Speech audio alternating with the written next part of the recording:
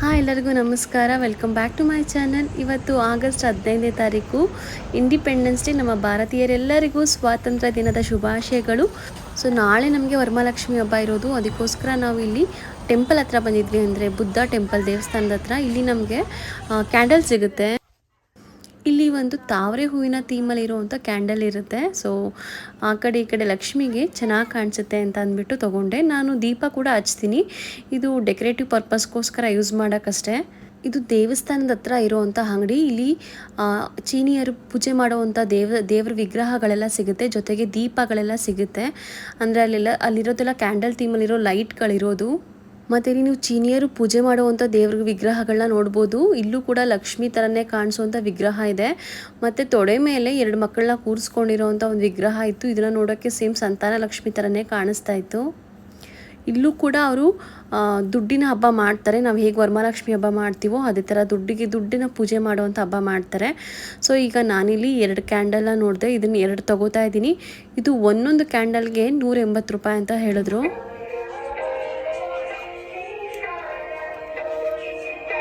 ಇಲ್ಲಿ ತಾವರೆ ಹೂ ಥೀಮಲ್ಲಿ ಇರುವಂಥ ಒಂದು ಸೀರಿಯಲ್ ಸೆಟ್ ಥರ ಒಂದು ಲೈಟ್ ಕೂಡ ಇತ್ತು, ಅದು ಕೂಡ ತುಂಬ ಚೆನ್ನಾಗಿತ್ತು.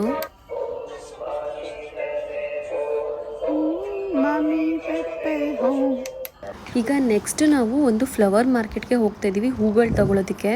ಇವಾಗ ನೋಡ್ತಿದ್ದೀರಲ್ಲ, ಗೇಟ್ ಒಳಗಡೆ ಎಂಟ್ರಿ ತಗೋತಾ ಇದ್ದೀವಿ. ಇದು ಫ್ಲವರ್ ಮಾರ್ಕೆಟು. ನಾವಿರೋ ಸಿಟಿನಲ್ಲಿ ನಮ್ಮನೆ ಹತ್ರ ಇರುವಂಥ ಒಂದು ಫ್ಲವರ್ ಮಾರ್ಕೆಟ್ ಇದು. ಇಲ್ಲಿ ನಮಗೆ ಗಿಡಗಳು ಕೂಡ ಸಿಗುತ್ತೆ.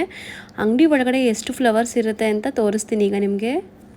ಇದೆಲ್ಲ ಕಂಪ್ಲೀಟಾಗಿ ಶಾವಂತಿಗೆ ಹೂವು ಮತ್ತು ಬೇರೆ ಬೇರೆ ಹೂವೆಲ್ಲ ಮಿಕ್ಸ್ ಇತ್ತು. ನೋಡಿ ಶಾವಂತಿಗೆ ಹೂವಿನಲ್ಲಿ ಎಷ್ಟು ಕಲರ್ಸ್ ಇದೆ ಅಂತ.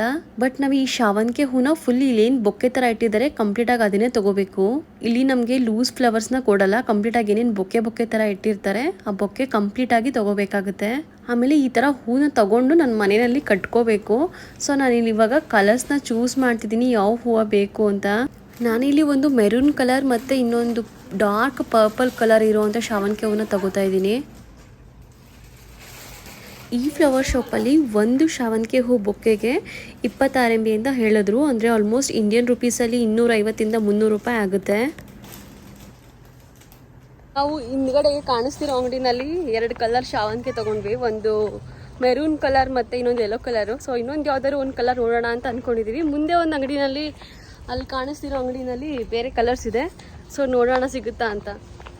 ಇಲ್ಲೆಲ್ಲ ಫುಲ್ ನೋಡ್ತಿರೋದೆಲ್ಲ ಹೂಗಳು ಮತ್ತು ಗಿಡಗಳೆಲ್ಲ ಸಿಗುತ್ತೆ ಇಲ್ಲಿ. ಸೊ ನಾನು ಇಲ್ಲೇ ನೋಡಿದ್ದು ಶಾವಂತಿಗೆನ.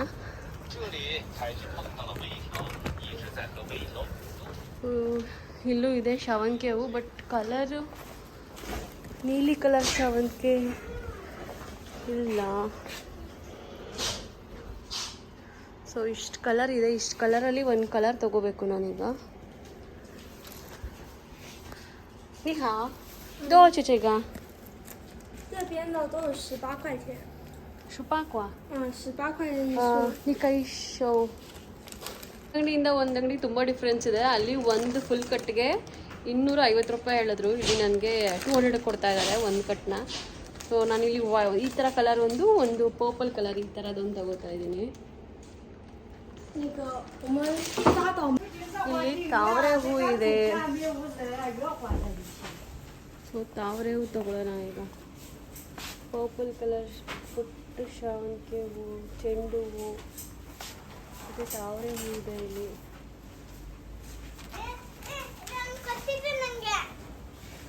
ಚೇಗ 这个是成瓣的50，这个单瓣的30，一把。ಇಲ್ಲಿ ಸ್ವಲ್ಪ ಹರಳಿ ಗುಂಡುಗಿರೋ ತಾವರೆ ಹೂಗೆ 56 MB ಅಂತಂದರೆ ಆಲ್ಮೋಸ್ಟ್ ಒಂದು 650 ರೂಪೀಸ್ ಹೇಳ್ತಿದ್ದಾರೆ. ಮತ್ತು ಇನ್ನೊಂದು ಸಣ್ಣದಾಗಿರುವಂಥ ತಾವರೆಗೆ 36 MB ಅಂತ ಹೇಳ್ತಿದ್ದಾರೆ. ಆಲ್ಮೋಸ್ಟ್ 450 ರೂಪಾಯಿ ಆಗುತ್ತೆ. ಇಲ್ಲಿ ಇದನ್ನು ಕೂಡ ನಾವು ಬಲ್ಕಾಗೆ ತೊಗೋಬೇಕಾಗುತ್ತೆ. ಸಿಂಗಲ್ ಪೀಸ್ ಇವರು ಅಂಗಡಿನಲ್ಲೂ ಕೂಡ ಕೊಡಲ್ಲ ಅಂತ ಹೇಳಿದ್ರು. ಒಂದು ಕಟ್ಟಲ್ಲಿ ನಮಗೆ 10 ತಾವರೆ ಹೂ ಇರುತ್ತೆ. 10 ತಾವರೆ ಹೂಗೆ 450 ರೂಪಾಯಿಂದ 650 ರೂಪಾಯಿ.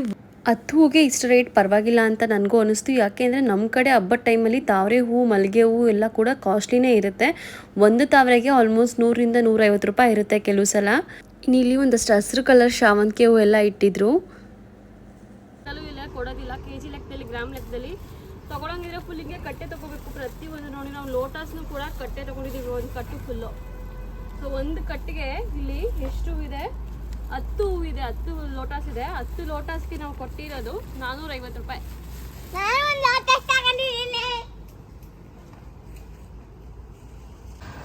ಇವಾಗ ನಾವು ಸ್ವಲ್ಪ ಮಿಲ್ಲಿಗೆ ಹೋಗ್ತಿದ್ದೀವಿ. ಚೈನಾದಲ್ಲೂ ಕೂಡ ಫ್ಲೋರ್ ಮಿಲ್ ಎಲ್ಲ ಇದೆ. ನಾವು ಅಕ್ಕಿ ತೊಗೊಂಡು ಹೋಗಿ ಮಿಲ್ ಮಾಡಿಸ್ಕೊಂಡು ಬರ್ತಾ ಇದ್ದೀವಿ.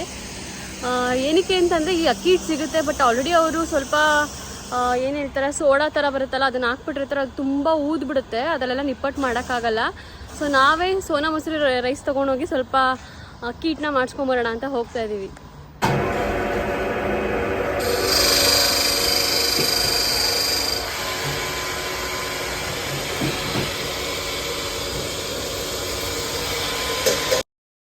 ಇದು ಚೈನಾದ ಫ್ಲೋರ್ ಮಿಲ್. ಇಲ್ಲಿ ನಾವು ಎಲ್ಲನೂ ಪೌಡರ್ ಮಾಡಿಸ್ಕೋಬೋದು. ಏನೇನು ಇಟ್ಟಬೇಕು, ರಾಗಿ ಹಿಟ್ಟು ಮಾತ್ರ ಸಿಕ್ಕೋದಿಲ್ಲ.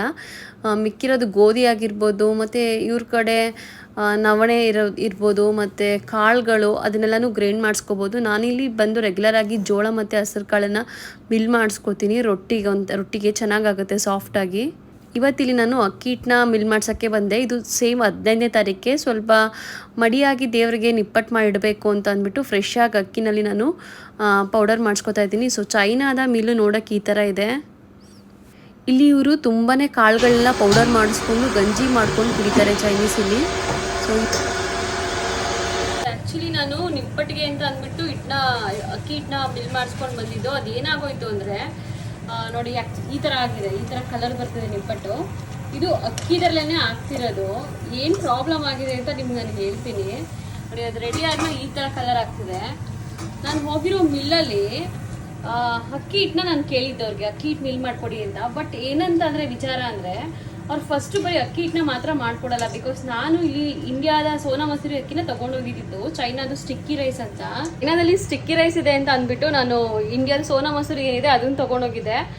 ಅದೊಂದಿನ ಮಾಡ್ಕೊಡೋಕ್ಕಾಗಲ್ಲ ಅವರು, ಬರೀ ಅರ್ಧ ಗ್ಲಾಸ್ನ ಮಾತ್ರ. ಅದಕ್ಕೆ ನಾನೇನು ಮಾಡಿದೆ ಅಂದರೆ, ಜೋಳದ ಹಿಟ್ಟು ಮತ್ತು ಹಸಿರು ಕಾಳಲ್ಲೇ ಸಿಗುತ್ತೆ, ರೆಡಿ ಇರುತ್ತೆ ಅಲ್ಲಿ, ಅದನ್ನು ಮಿಲ್ ಮಾಡ್ಸೋಕ್ಕೆ ಅಂತ ಕೊಟ್ಟೆ. ನಾನು ಫಸ್ಟ್ ಏನು ಮಾಡಬೇಕಾಗಿತ್ತು, ಅಕ್ಕಿ ಹಿಟ್ಟನ್ನ ಫಸ್ಟ್ ಹಾಕಿಸ್ಕೊಂಡು ಆಮೇಲೆ ಜೋಳದ್ದು ಮತ್ತು ಹಸಿರು ಕಾಳ್ದು ಹಾಕಿಸ್ಬೇಕಾಗಿತ್ತು. ನಾನು ಫಸ್ಟು ಹಸಿರು ಕಾಳು ಮತ್ತು ಜೋಳದ ಹಾಕಿಸ್ಬಿಟ್ಟು ಲಾಸ್ಟಲ್ಲಿ ಅಕ್ಕಿದು ಮಿಲ್ ಮಾಡ್ಸೋಕ್ಕೆ ಕೊಟ್ಟೆ. ಅದೇನಾಗೋಯ್ತು, ಅಲ್ಲಿ ಬಟ್ಟೆ ಇರುತ್ತಲ್ಲ, ಮಿಲ್ ಪೌಡರ್ ಆಗಿರೋದು ಬಟ್ಟೆ ಮೂಲಕ ಬಂದು ಬಿಡುತ್ತಲ್ಲ, ಆ ಬಟ್ಟೆನಲ್ಲಿ ಲೆಫ್ಟ್ ಓವರ್ ಏನಿರುತ್ತೆ ಇಟ್ಟು ಅದು ಹಾಗೆ ಇತ್ತು, ಜೋಳದ್ದು ಮತ್ತು ಹಸಿರು ಕಾಳ್ದು. ಅದು ಅಕ್ಕಿ ಹಾಕ್ದಾಗ ಏನಾಯಿತು, ಅದ್ರ ಸಮೇತ ಬಂತು. ಸೊ ಕಲರ್ ಚೇಂಜ್ ಆಗೋಗಿದೆ. ಕಲರ್ ಚೇಂಜ್ ಆಗಿ ನಮ್ಮದು ನಿಪ್ಪಟ್ಟು ಈ ಕಲರ್ ಇದೆ, ಹಿಟ್ಟು ಕೂಡ ಈ ಕಲರ್ ಆಗ್ಬಿಟ್ಟಿದೆ, ವೈಟ್ ಕಲರ್ ಇಲ್ಲ. ಸೊ ಅದು ನಿಪ್ಪಟ್ಟು ಆಗ್ತಿರೋದು ಈ ಕಲರ್ ಆಗ್ತಿದೆ. ನೈವೇದ್ಯಕ್ಕೆ ನಿಪ್ಪಟ್ಟು ಮಾಡಿ ಇಟ್ಟಾಯಿತು, ದೇವರಿಗೆ ಸಪ್ರೇಟಾಗಿ ಮಾಡ್ಕೊಂಡಿದ್ದೀನಿ. ಇವಾಗ ನೆಕ್ಸ್ಟು ನೈವೇದ್ಯಕ್ಕೆ ಅಂತಲೇ ರವೆ ಉಂಡೆ ಮಾಡ್ತಾಯಿದ್ದೀನಿ.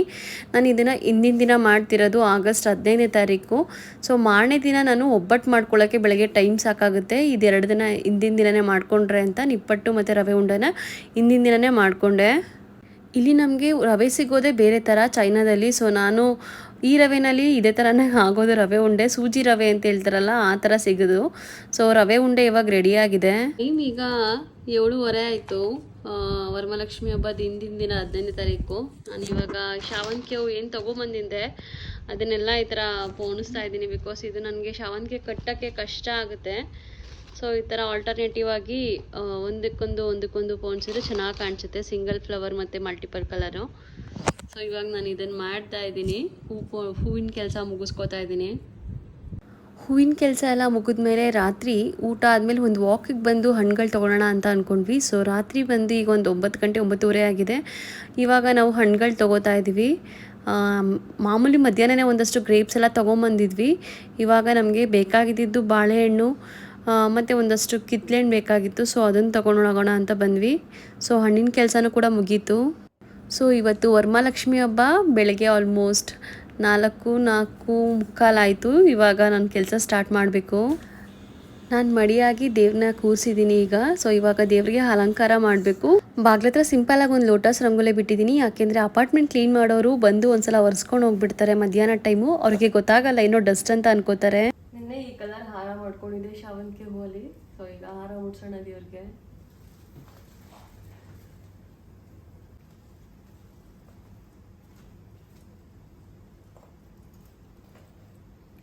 ಹಾಯ್ ಎಲ್ಲರಿಗೂ ನಮಸ್ಕಾರ, welcome back to my channel. ಇವತ್ತು ನೋಡಿ ವರಮಹಾಲಕ್ಷ್ಮಿಗೆಲ್ಲ ರೆಡಿಯಾಗಿದೆ. ಈಗ ಪೂಜೆ ಮಾಡಬೇಕಷ್ಟೇ.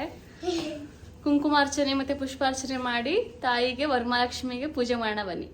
ಏ ನಮಃ ಓಂ ವಿಕೃತಿಯೇ ನಮಃ ಓಂ ವಿದ್ಯಾಯ ನಮಃ ಓಂ ಸರ್ವಭೂತ ಹಿತಪ್ರದಾಯ ನಮಃ ಓಂ ವಿಭೂತಿಯೇ ನಮಃ ಓಂ ಶ್ರದ್ಧಾಯ ನಮಃ ಓಂ ವಾಚೇ ನಮಃ ಓಂ ಪದ್ಮಲಾಯಾಯ ನಮಃ ಓಂ ಪದ್ಮೇ ನಮಃ ಓಂ ಶುಚಿಯೇ ನಮಃ ಓಂ ಧನ್ಯಾಯ ನಮಃ ಓಂ ಹಿರಣ್ಯೇ ನಮಃ ಓಂ ಲಕ್ಷ್ಮೀ ನಮಃ ಓಂ ನಿತ್ಯಪುಷ್ಪ ನಮಃ ಓಂ ದೀಪ್ತಾಯ ನಮಃ ಓಂ ವಸುದೇವಾಯ ನಮಃ ಓಂ ವಸುಧಾರಣ್ಯೇ ನಮಃ ಓಂ ಕಮಲಾಯ ನಮಃ ಓಂ ಕಾಂತಾಯ ನಮಃ ಓಂ ಕರುಣಾಯ ನಮಃ ಓಂ ಲೋಕಮಾತ್ರೇ ನಮಃ ಓಂ ಪದ್ಮಪ್ರಿಯಾಯ ನಮಃ ಓಂ ಪದ್ಮಹಸ್ತಾಯ ನಮಃ ಓಂ ಪದ್ಮಾಕ್ಷಿಯೇ ನಮಃ ಓಂ ಪದ್ಮಸುಂದರಿಯೇ ನಮಃ ಓಂ ಪದ್ಮಾದ್ಭವಾಯ ನಮಃ ಓಂ ಪದ್ಮಮುಖೇ ನಮಃ ಓಂ ಪದ್ಮನಾಭಪ್ರಿಯಾಯ ನಮಃ ಓಂ ರಮಾಯ ನಮಃ ಓಂ ಪದ್ಮಮಲಾಧರಾಯ ನಮಃ ಓಂ ದೇವಿಯೇ ನಮಃ. ನಮಸ್ತೆ ಮಹಾಲಕ್ಷ್ಮಿ ನಮೋಸ್ತುತೆ. ನಮಸ್ತೆ ಗರುಡಾರೂಢೆ ಕೋಲಾಸುರ ಭಯಂಕರಿ ಸರ್ವ ಪಾಪ ಹರೇ ದೇವಿ ಮಹಾಲಕ್ಷ್ಮಿ ನಮೋಸ್ತುತೆ. ಯೂಶುವಲ್ ಆಗಿ ನಾವು ಫಸ್ಟ್ ಗಣಪತಿ ಪೂಜೆ ಮಾಡಿ ಕುಂಕುಮಾರ್ಚನೆ ಮತ್ತು ಪುಷ್ಪಾರ್ಚನೆ ಮಾಡ್ತೀವಿ ಬೆಳಗ್ಗೆ ಟೈಮು. ಸೊ ಇವಾಗ ಅದೆಲ್ಲ ಆಯಿತು, ಪೂಜೆ ಮಾಡೋಣ ದೇವ್ರಿಗೆ. ಈಗ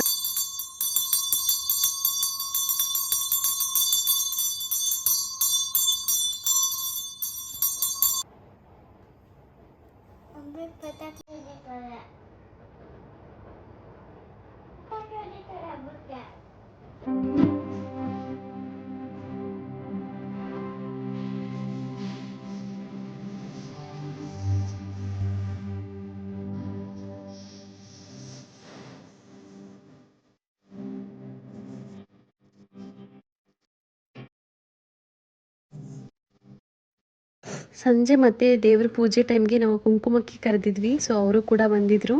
ಸೊ ಸಂಜೆನೂ ಕೂಡ ಪೂಜೆ ತುಂಬ ಚೆನ್ನಾಗಾಯಿತು. ಚೈನಾದಲ್ಲಿ 5 ವರ್ಷ ಆದಮೇಲೆ ಮತ್ತೆ ನಾನು ವರಮಹಾಲಕ್ಷ್ಮಿ ಹಬ್ಬನ ಆಚರಿಸ್ತಾ ಇದ್ದೀನಿ. ನನಗಿಷ್ಟ ಆದ ಹಬ್ಬಗಳಲ್ಲಿ ವರಮಹಾಲಕ್ಷ್ಮಿ ಹಬ್ಬನೂ ತುಂಬಾ ಇಷ್ಟ ಅಂತ ಹೇಳ್ಬೋದು. ಗೌರಿ ಗಣೇಶ, ವರಮಹಾಲಕ್ಷ್ಮಿ ಮತ್ತು ದೀಪಾವಳಿ ಮತ್ತು ಮಹಾಶಿವರಾತ್ರಿ ಹಬ್ಬ ಅಂದರೆ ನನಗೆ ತುಂಬಾ ಇಷ್ಟ. ನನ್ನ ಕೈಲಾದಷ್ಟು ವರಮಹಾಲಕ್ಷ್ಮಿ ಅಮ್ಮನಿಗೆ ಇವತ್ತು ನಾನು ಪ್ರೀತಿಯಿಂದ ಪೂಜೆ ಮಾಡಿದ್ದೀನಿ ಅನ್ನೋ ತೃಪ್ತಿ ನನಗಿದೆ. ಮತ್ತು ನಾನು ಇವತ್ತು ರಾತ್ರಿಯೇ ಕಳಸನ ಜರುಗಿಸೋದ್ರಿಂದ ಮತ್ತೆ ಆರತಿ ಮಾಡ್ಕೋತಾ ಇದ್ದೀನಿ. ವರಮಹಾಲಕ್ಷ್ಮಿಗೆ ಆರತಿ ಮಾಡಿ ಕಳಸನ ಜರುಗಿಸ್ಬೇಕಾಗಿದೆ ಇವತ್ತು. ಸೊ ಸದಾ ನಮ್ಮ ಜೊತೆ ಯಾವಾಗಲೂ ಇರು ಅಂತ ಕೇಳ್ಕೊತಾ ಇದ್ದೀನಿ ಭಕ್ತಿಯಿಂದ. ಎಲ್ಲರಿಗೂ ಕೂಡ ವರಮಹಾಲಕ್ಷ್ಮಿ ಹಬ್ಬದ ಶುಭಾಶಯಗಳು. ನಾವು ಯಾವ ಊರು ಯಾವ ದೇಶದಲ್ಲಿದ್ದರೂ ಕೂಡ ನಮ್ಮ ಹಬ್ಬ ಸಂಪ್ರದಾಯಗಳನ್ನ ಪಾಲಿಸ್ಕೊಂಡು ಬಂದರೆ ಅದು ನಮ್ಮ ಮಕ್ಕಳಿಗೂ ಕೂಡ ಮಾದರಿ ಆಗುತ್ತೆ ಅಂತ ನಾನು ಅಂದ್ಕೊಂಡಿದ್ದೀನಿ. ಇನ್ನು ನಾವು ಚೈನಾದಲ್ಲಿ ಕೂರಿಸಿರುವಂಥ ವರಮಹಾಲಕ್ಷ್ಮಿ ನೋಡೋಕ್ಕೆ ಈ ಥರ ಕಾಣಿಸ್ತಾ ಇದ್ರು. ಇನ್ನು ಈ ಫೋಟೋದಲ್ಲಿ ಕಾಣಿಸ್ತಿರೋದು ನಮ್ಮ ತಂದೆ ತಾಯಿ ಮನೆಯಲ್ಲಿ ನಮ್ಮ ಮಮ್ಮಿ ಕೂರಿಸಿ ಪೂಜೆ ಮಾಡಿರೋವಂಥ ವರಮಹಾಲಕ್ಷ್ಮಿ. ಮತ್ತು ಇನ್ನೊಂದು ಫೋಟೋ ಬಂದು ನಮ್ಮನೆ ನಂಜನಗೂಡಲ್ಲಿ ನಮ್ಮ ಅಕ್ಕ ಕೂರಿಸಿ ಪೂಜೆ ಮಾಡಿರೋವಂಥ ವರಮಹಾಲಕ್ಷ್ಮಿ. ವರಮಹಾಲಕ್ಷ್ಮಿ ಹಬ್ಬದ ವಿಡಿಯೋ ನಿಮಗೆ ಇಷ್ಟ ಆಗಿದೆ ಅಂತ ಅನ್ಕೋತೀನಿ. ಇಷ್ಟ ಆಗಿದ್ರೆ ಈ ವಿಡಿಯೋಗೊಂದು ಮೆಚ್ಚುಗೆ ಇರಲಿ. ಮತ್ತು ನಿಮ್ಮ ಅನಿಸಿಕೆ ಅಭಿಪ್ರಾಯನ ಕಮೆಂಟ್ ಸೆಕ್ಷನಲ್ಲಿ ತಿಳಿಸಿ. ಮತ್ತು ನನ್ನ ಚಾನಲ್ಗೆ ಹೊಸಬರಾಗಿದ್ರೆ ನನ್ನ ಚಾನಲ್ನ ಸಬ್ಸ್ಕ್ರೈಬ್ ಮಾಡಿ. ಮತ್ತೆ ಯಾವ್ದಾದ್ರು ಒಂದು ಚೈನಾದ ಹೊಸ ವಿಡಿಯೋದಲ್ಲಿ ಸಿಗ್ತೀನಿ. ಅಲ್ಲಿವರೆಗೂ ಎಲ್ಲರಿಗೂ ಬಾಯ್ ಬಾಯ್.